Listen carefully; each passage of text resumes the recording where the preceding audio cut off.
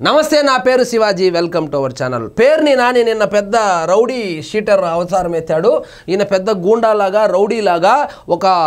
విచారణలో ఉన్నటువంటి ఒక వ్యక్తిని వైఎస్ఆర్సీపీ పార్టీకి సంబంధించినటువంటి వ్యక్తిని పోలీస్ స్టేషన్లో విచారణ చేస్తా అంటే పోలీస్ స్టేషన్కి వెళ్ళి సిఐకి వార్నింగ్ ఇచ్చే స్టేజ్కి వెళ్ళాడు ఈ పేరుని నాని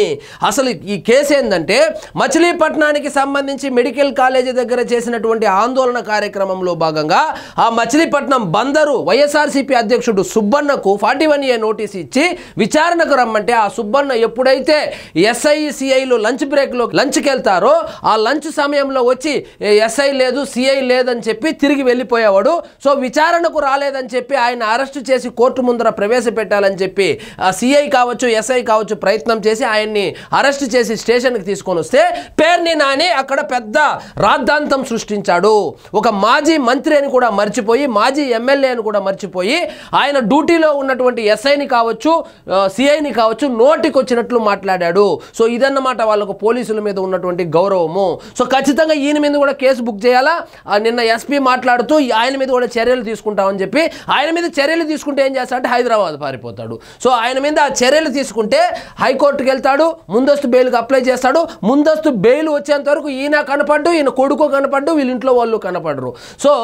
మొత్తానికి అక్కడ ఉన్నటువంటి క్యాడర్ ఎవరైతే ఉన్నారో వైఎస్ఆర్సీపీ పార్టీకి సంబంధించినటువంటి క్యాడర్ ముందర హీరోయిజం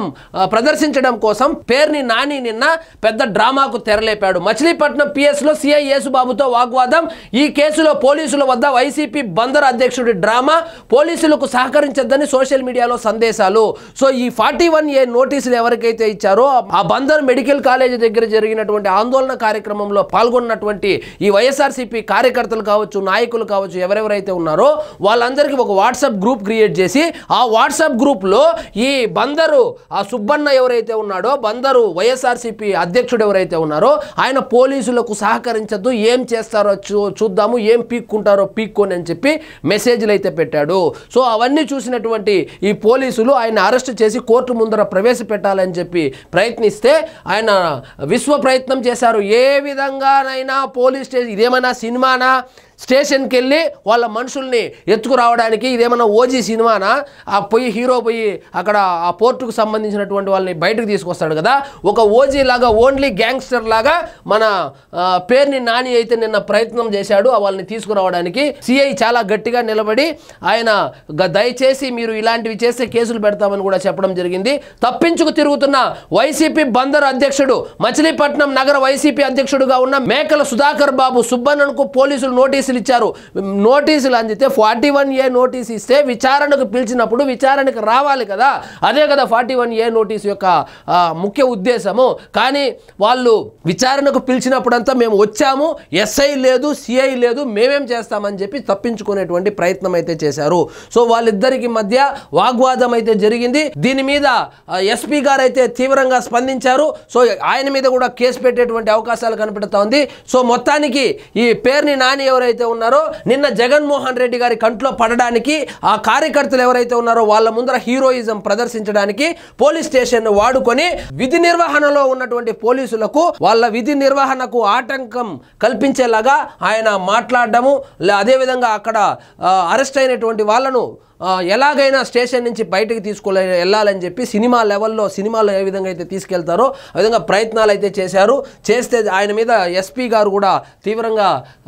స్పందించారు ప్రెస్ మీట్ పెట్టి ఆయన మీద కూడా కేసులు పెట్టమని చెప్పారు మరి చూద్దాం ఈ కేసులోనైనా కనీసం పేరుని నాన్ని అరెస్ట్ చేస్తారా అది పోలీస్ స్టేషన్ అనుకున్నాడా లేకపోతే వాళ్ళ అత్తారిల్లు అనుకున్నాడా ఆయన సిఐ అనుకున్నాడా లేకపోతే వాళ్ళ బామర్ది అనుకున్నాడా నాకు తెలియదు కానీ వెళ్ళి ఏ విధంగా మాట్లాడాడు ఇప్పుడు ఒక చిన్న క్లిప్పింగ్ వేస్తాను చూడండి పోలీసులతో ఏ విధంగా వాగ్వాదం చేస్తున్నారో చిన్న క్లిప్పింగ్ ఒకటి చూడండి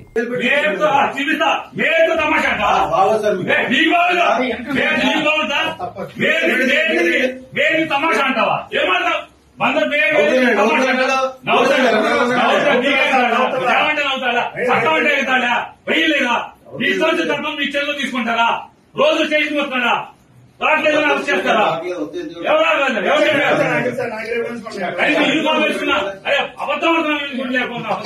చూశారు కదా